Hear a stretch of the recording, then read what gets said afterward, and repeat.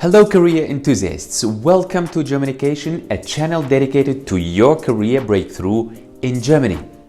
This video is highly important for those of you who already have or are getting soon a job in Germany. I will teach you the most important details of standard job contract in Germany. By the end of this video, you will be able to tell which points of the contract you have to pay attention to and which formulations you can influence in the negotiations with your future employer. This is a must-have topic since you do not want to sign any contract in an uninformed condition. So stick with me to the end of this video. Let's go!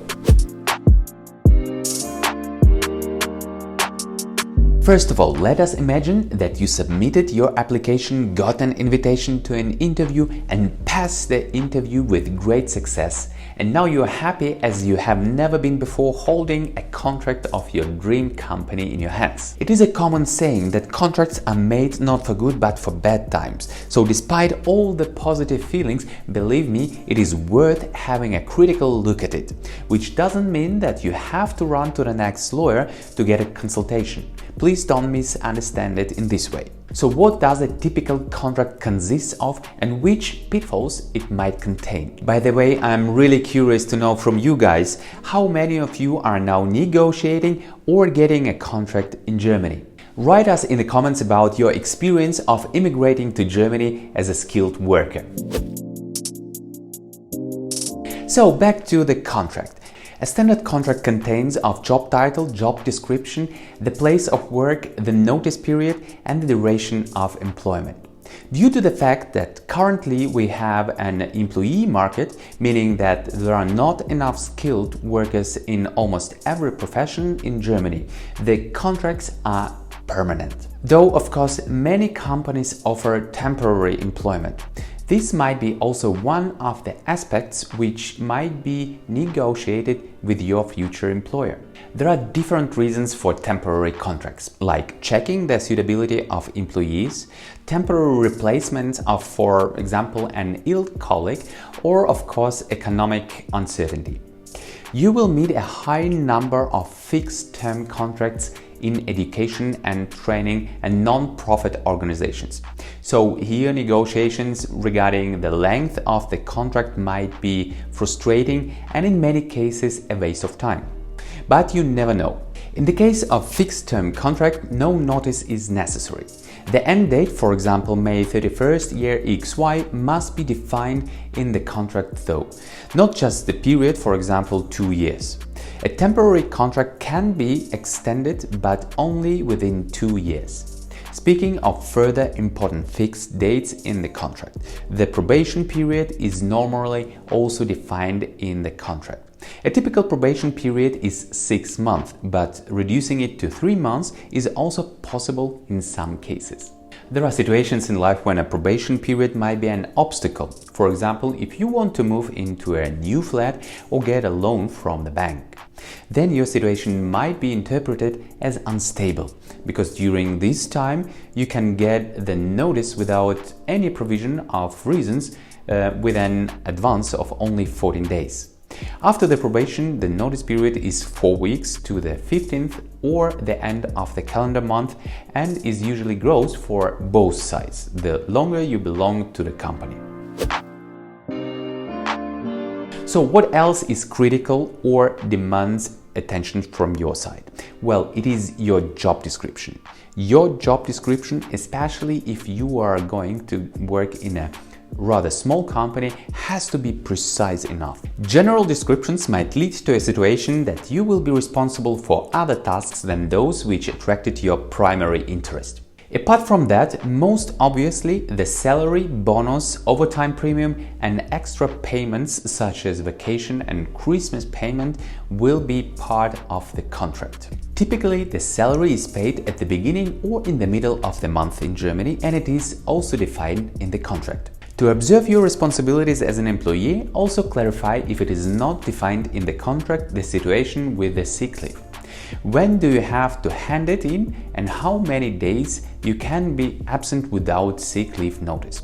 In any case, you have to inform your superior immediately about your illness. Further variable contract detail will be, for example, the number of working hours and free time or vacation. Please pay attention. It is important to know that even if you think you reach the invisible ceiling in the salary negotiations, there is still room for negotiation on the categories that are indirectly linked to the salary. So what you can expect or demand as an employee regarding the working hours, holidays and vacation days in Germany. Despite its image as one of the hard-working nations, Germany is not the country with the lowest number of holidays and vacation days. In international comparison, Germany occupies the middle rank. Public holidays in Germany vary from region to region, while there are, for example, 11 public holidays per year in Bavaria and Lower Saxony has only 8 days. At the same time, in many countries, statutory vacation days are not observed. In Germany, working on public holidays is allowed only for certain professions or in special urgent cases. Normally, you get a substantial overtime premium for working on public holidays on Saturdays and Sundays, as well as working night shifts. Similar is the situation with the number of vacation days. Employees are granted a minimum of 20 vacation days in Germany. At the same time, in Finland and Brazil, 30 days off are standard. However, usually employers in Germany grant more days of vacation. So on average, German employees have 27 to 29 days off per year, and the number differs from state to state. Talking about vacation, it is worth mentioning here that it is not untypical to receive a Christmas and vacation bonus once a year. As regards working hours, the conditions in Germany are moderate as well. On average, the working week of a German employee consists of 40 hours, which is less than in the US or UK, France, Italy, or even Spain. These points, especially working hours, the number of vacation days and the overtime premium rates, are worthy of taking into consideration while negotiating the conditions of the contract with your future employer. Now I want to list the benefits of German employment in general that also contribute to social security in Germany. First of all, in the event of illness, the employer normally continues to pay 100% of the salary for up to 6 weeks. If the illness lasts longer, the employee's health insurer grants sick pay amounting to 70% of gross pay. Mothers are entitled to 14 weeks of maternity leave, 6 weeks before and 8 weeks after the birth, during which they receive 100% compensation. Subsequently, both parents may take an unpaid leave of up to 3 years, Elternzeit, and must be guaranteed employment of equal status, even though not necessarily in the same position, when they return. During parental leave, parents are entitled to work part-time if they wish. Parents who interrupt their employment can apply for a parental allowance, Elterngeld, which amounts to 2/3 of their income and is at maximum of 1,800 euro. So let me summarize for you, once again in a nutshell. You should always review the following content before signing an employment contract. Start and end of the employment relationship, job title and job description, probationary period, payment scheme, working hours and place of work, overtime, vacation and Christmas bonus, and notice periods.